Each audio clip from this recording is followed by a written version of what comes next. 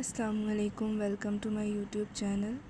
आज का जो टॉपिक है वो है मेमोरी, यानी कि हमारी यादें।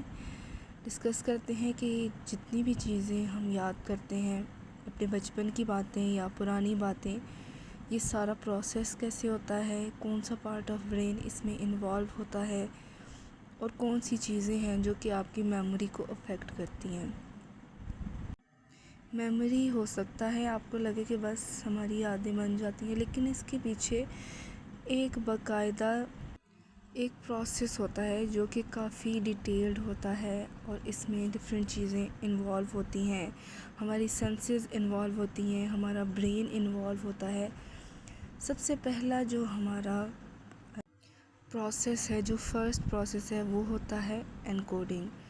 इसमें इन जो सेंसेस हैं उनके ज़रिए इंफॉर्मेशन प्रोसेस होती है और कन्वर्ट होती है मेमोरीज़ में। वैसे तो बहुत सारी चीज़ें हमारे कान आँखें देख भी रहे हैं, सुन भी रहे हैं, लेकिन हर चीज़ तो हमारी मेमोरी में नहीं जाती।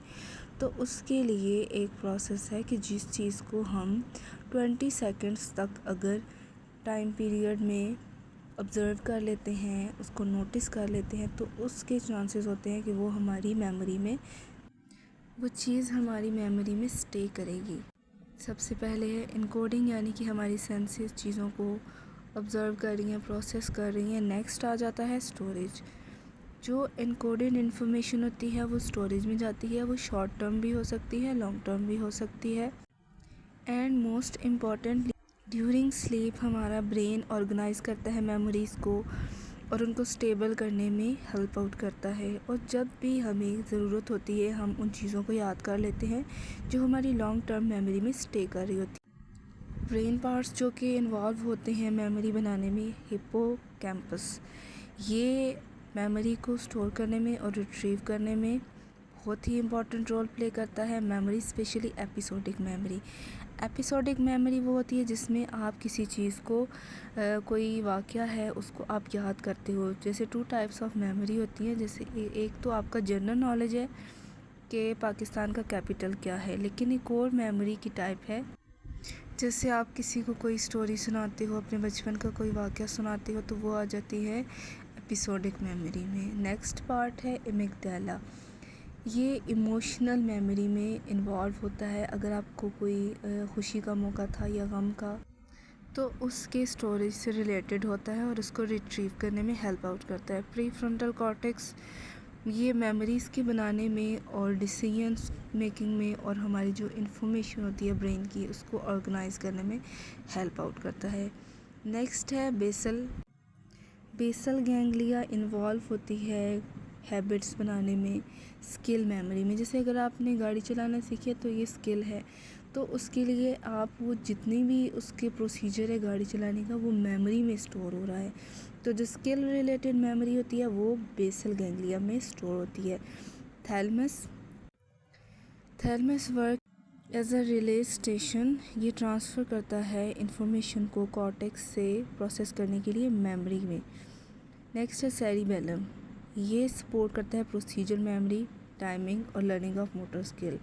मोटर स्किल्स होती हैं चलना फिरना, इन चीज़ों के जो हेल्प आउट करता है बनने में, वो है सेरिबेलम। ये ब्रेन का बैक का पार्ट होता है, पीछे का हिस्सा होता है, जो कि आपकी मोटर कोऑर्डिनेशन में हेल्प आउट करता है। Types of memory, there are 2 types of memory, explicit memory and implicit memory.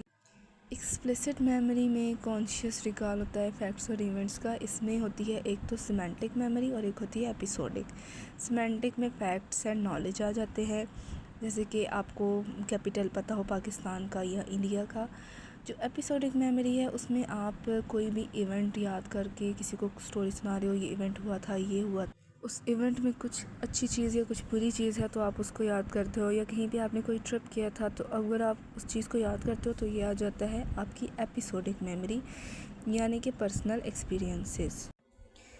Implicit memory is non declarative memory. इसमें विदाउट कॉन्शियस रिकॉल जो मेमोरी है, इसमें स्किल्स आ जाती हैं। आपने गाड़ी चलाना सीखी है, आपको बाइक चलाना आता है, आपको फ़ोन चलाना आता है, तो ये चीज़ें आ जाती हैं नॉन डिक्लेरेटिव मेमोरी।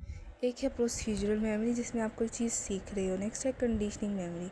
इसमें आप लर्न करते हो थ्रू एसोसिएशन, जैसे कि feeling of afraid of loud sounds, या फिर आपको स्नैक से डर लगता है तो हो सकता है आपने कहीं पे सुना हो कि स्नैक की काटने से डेथ होती है, तो आपने एसोसिएट कर लिया, इस तरह आपकी एक मेमोरी बन गई फेयर की। नेक्स्ट है नॉन एसोसिएटिव मेमोरी। इसमें हैबिचुएशन आ जाती है to something, sensitisation, simple learning हम इसे कह सकते हैं, जैसे फ़ोन यूज़ करने से आपकी आदत हो चुकी। फर्दर इसमें वर्किंग और सेंसरी इंपॉर्टेंट पॉइंट्स हैं। वर्किंग मेमोरी में आप इंफॉर्मेशन को होल्ड भी कर सकते हैं और उसको मैनिपुलेट कर सकते हैं। सेंसरी मेमोरी में इंफॉर्मेशन बहुत थोड़े टाइम पीरियड के लिए ही रहती है। Thank you.